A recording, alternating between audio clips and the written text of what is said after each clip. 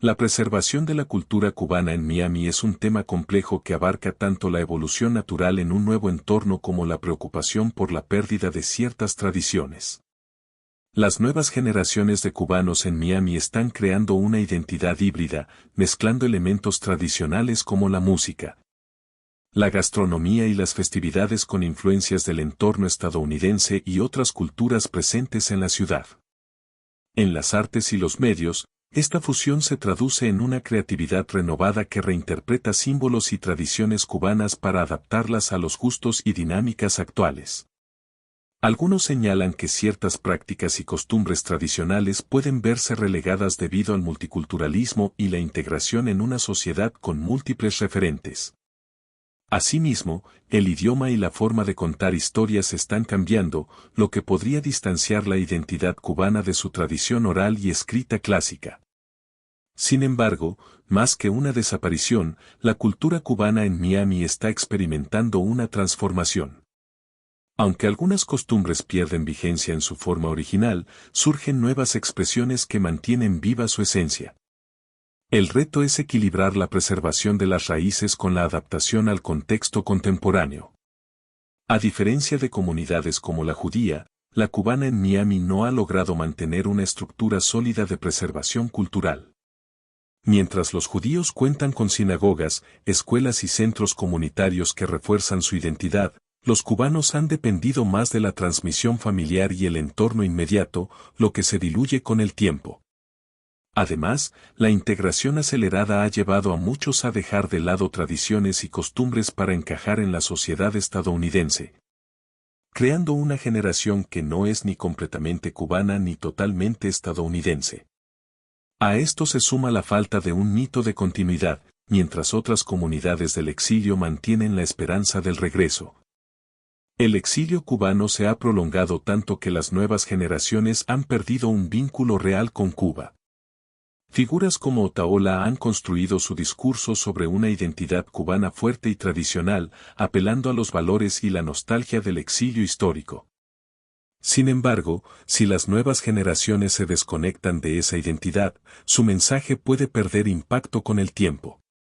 Para mantener relevancia, algunos optan por discursos más extremos, reforzando la idea de que ser cubano de verdad implica una postura intransigente contra el castrismo y la defensa férrea de las tradiciones del exilio.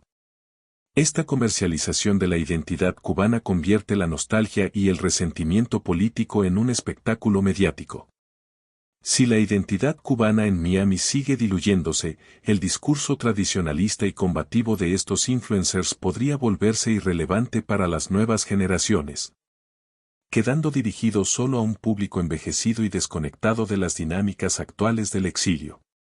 El discurso de Otaola y otros influencers basados en la polarización genera un impacto profundo en la comunidad cubana, dentro y fuera de la isla. Al exigir una postura radical contra el régimen, aplican un criterio de pureza ideológica que ni ellos mismos cumplen. La estrategia de etiquetar como comunistas a quienes no siguen su línea de pensamiento crea un ambiente de miedo y censura dentro del exilio, fracturando aún más a la comunidad.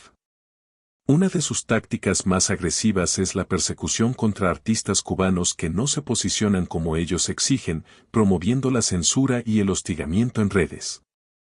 Esto no solo afecta a los músicos, sino que también daña el intercambio cultural y perpetúa una visión rígida de lo que significa ser cubano. Además, al insistir en que los exiliados no deben viajar ni ayudar a sus familias en Cuba, refuerzan la desconexión entre los cubanos dentro y fuera de la isla, generando resentimiento mutuo. Más allá del discurso ideológico, hay un claro beneficio económico en esta retórica divisiva. La audiencia crece cuando se intensifican los ataques y el escándalo, lo que genera más visualizaciones, seguidores y donaciones. Esto convierte a estos influencers en actores que no necesariamente buscan una solución para Cuba, sino mantener vivo un conflicto que les resulta rentable. Para evitar la polarización y la división sin dejar de denunciar la dictadura ni de abogar por una Cuba libre, es necesario construir una narrativa basada en la unión, la coherencia y la efectividad. Algunas estrategias clave incluyen Impulsar iniciativas concretas en lugar de cacerías ideológicas, en vez de condenar a quienes viajan a Cuba o ayudan a sus familias, promover alternativas que permitan apoyar sin beneficiar al gobierno, como redes de ayuda directa o iniciativas de formación y emprendimiento. Reconocer las distintas realidades sin imponer una sola postura, cada cubano enfrenta su lucha de manera diferente. Respetar esas diferencias hace el movimiento más fuerte. Denunciar las injusticias del régimen con datos y testimonios reales, en lugar de insultos o tácticas de persecución, informar sobre cómo el sistema controla la cultura y limita la libertad de expresión. Ser coherentes en las críticas, quien condena el apoyo económico a Cuba debe aplicar el mismo criterio a su círculo cercano. La credibilidad es clave. Conectar con los cubanos dentro de la isla, en vez de juzgar y condenar, hay que compartir herramientas para la resistencia pacífica y denunciar las represiones sin deshumanizar a quienes aún no se han revelado abiertamente. Exigir responsabilidad y coherencia a los influencers, no se trata de atacar a quienes viven de su trabajo en redes, sino de cuestionar si su contenido realmente aporta a la causa o solo genera escándalo y división para monetizar. Es posible denunciar la dictadura sin caer en el odio y la persecución.